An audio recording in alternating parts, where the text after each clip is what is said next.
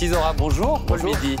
Merci d'être notre invité ce matin sur France Info. Vous faites partie des députés qui sont en première ligne sur l'examen du budget. On vous a beaucoup vu vendredi et samedi ferrailler dans l'hémicycle.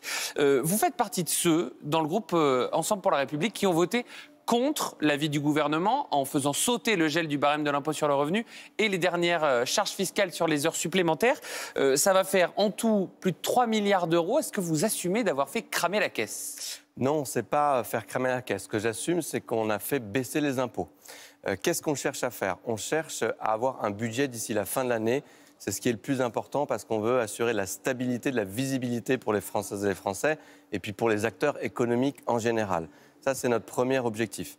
Et on est ouvert au compromis. On veut que ça marche et on pense que c'est possible. Mais on part d'une copie proposée par le gouvernement avec 31 milliards d'efforts. La moitié sont des hausses d'impôts. Qui est de votre parti, pourtant, le gouvernement ? Tout à fait. Enfin, pas tous les membres. Le Premier ministre qui décide, oui. La ministre des Comptes publics aussi. Mais pas tous les membres, bien sûr. C'est un gouvernement d'alliance. Et donc, 31 milliards d'efforts, à moitié sur les hausses d'impôts et sur des économies. Nous, on veut bouger ce budget pour qu'il y ait 2 tiers d'économies, 1 tiers sur les hausses d'impôts, et donc faire moins de hausses d'impôts et plus de baisses de dépenses. Et ça, pour protéger le travail, les travailleurs, les entreprises, les entrepreneurs, la croissance, la capacité à augmenter les salaires. Et donc, quand on baisse les impôts, ça va dans le bon sens. Mais aujourd'hui, vous savez, personne n'a de majorité. Vous dites aujourd'hui que vous êtes prêt à faire des pas en direction de la justice fiscale. Là, en faisant sauter le barème de l'impôt faisant sauter le gel du barème de l'impôt sur le revenu pour tout le monde, y compris pour les plus riches, c'est pas vraiment de la justice fiscale. Alors oui et non. D'abord, je précise, quand on effectivement baisse les impôts, il faudra faire plus de baisses de dépenses dans la suite du budget. Mais vous avez remarqué qu'avant qu'on on sait que ça pénalise globalement les plus précaires. Oui, mais avant d'arriver sur le gel du barème de l'impôt, nous avions voté la CDHR, la contribution différentielle sur les hauts revenus, qui touche ceux qui payent le plus d'impôts dans notre pays. Et celle-là, nous l'avions votée. Nous avons voté contre le fait qu'elle soit pérennisée. C'est quand même passé, mais nous avions voté pour cette contribution.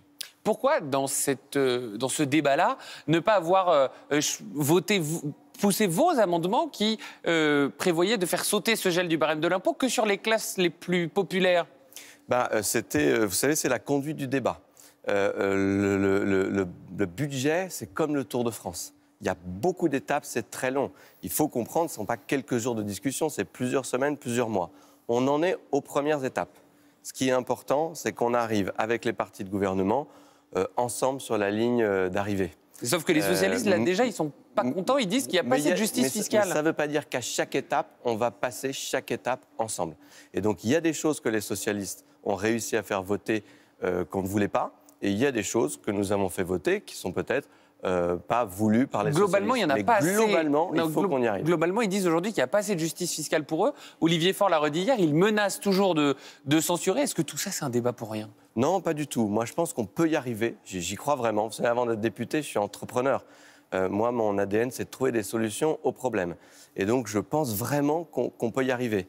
Mais l'idée, c'est pour ça que je prends la métaphore du Tour de France, c'est on ne va pas y arriver avant la fin. Il y a beaucoup d'étapes. Et il y a des étapes très importantes cette semaine sur la taxation, par exemple la taxe holding, qui est très importante, ce type de taxation pour les socialistes. Évidemment, il faut qu'on ait les bonnes discussions sur ce sujet. Eux, ils veulent aller plus loin, ils veulent une taxe Zuckman, ou en tout cas, ils ont proposé une taxe Zuckman allégée. Est-ce que ça vous convient ? Alors la taxe Zuckman, je pense que c'est une très mauvaise idée. Elle est mauvaise pour notre économie. Et si elle est mauvaise pour notre économie, ça veut dire que ça, vous l'avez déjà beaucoup dit. Mais la version que proposent les socialistes, c'est-à-dire 3% à partir de 10 millions d'euros de patrimoine en excluant certains biens professionnels, c'est-à-dire les entreprises innovantes et les entreprises familiales. Alors certains ont dit que c'était une taxe Zuckman Light. Ça n'est pas une taxe Zuckman Light, c'est une taxe Zuckman.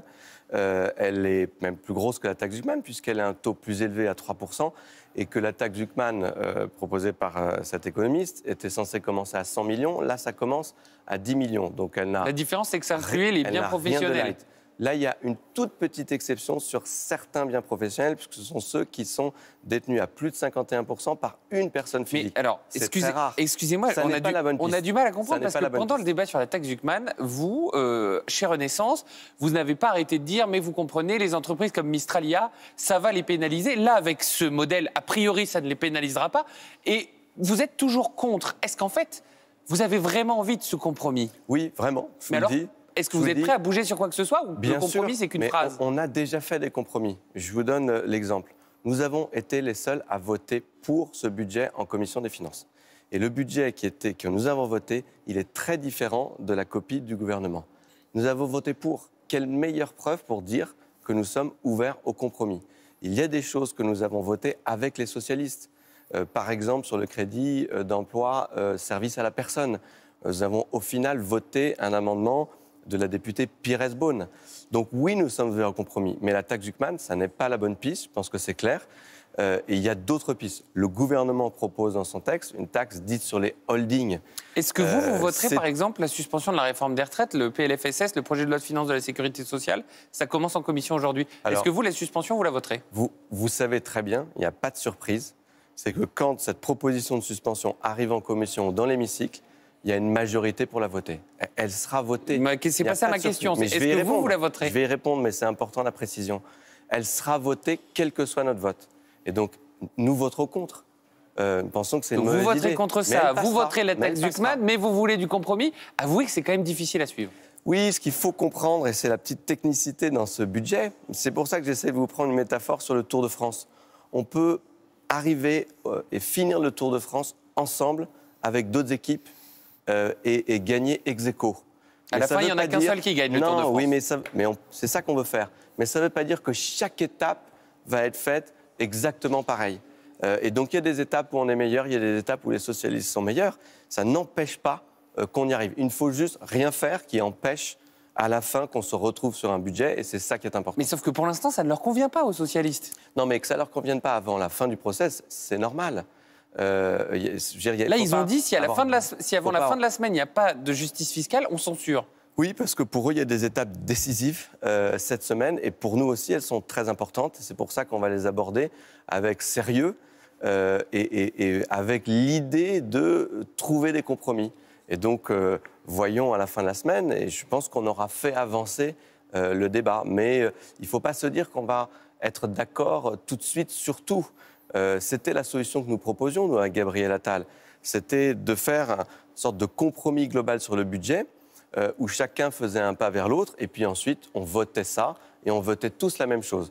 Ce n'est pas la solution qui a été choisie. La solution qui a été choisie, c'est qu'on suive le débat pendant 2 mois, et à la fin, il faut qu'on arrive à se mettre d'accord. Alors justement, vous dites tout le monde ne vote pas la même chose. C'est même le cas à l'intérieur de votre propre groupe, Renaissance. On a vu que vous avez voté à plusieurs reprises contre ce que proposait votre ministre et votre Premier ministre.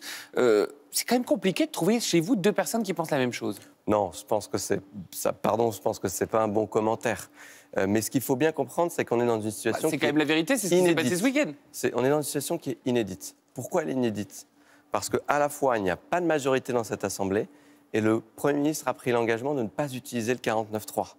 Et donc, on revient au fonctionnement... Ça vous empêche pas de penser la même chose que lui, a priori? Vous êtes du même parti. On revient... Non, mais attendez, le gouvernement propose une copie, c'est ce qu'avait dit le Premier ministre. Il propose une copie, on la débat dans l'hémicycle avec le gouvernement, et ensuite les parlementaires et les députés votent. Et donc, chacun peut voter en son âme et conscience. Donc la discipline de groupe, c'est fini? Non, mais attendez, quel exemple vous me donnez? Le gel du barème de l'impôt sur le revenu. Le gel du barème d'impôt sur le revenu, c'est notre groupe qui a pris la décision de ne pas augmenter, de ne pas vouloir une augmentation sur le salaire des travailleurs. C'est ce qu'on porte chez Ensemble pour la République et Renaissance. Nous, on veut que la valeur travail soit soutenue. On veut que l'économie se développe. On pense que la croissance, les capacités à générer de la croissance, c'est le sujet le plus important. Et que c'est possible en faisant la transition écologique. Et que c'est nécessaire de faire l'Europe pour y arriver. Voilà, ça nous met tous d'accord. Vous savez, il n'y a pas de souci. Merci beaucoup, Paul Midi, d'avoir été notre invité ce matin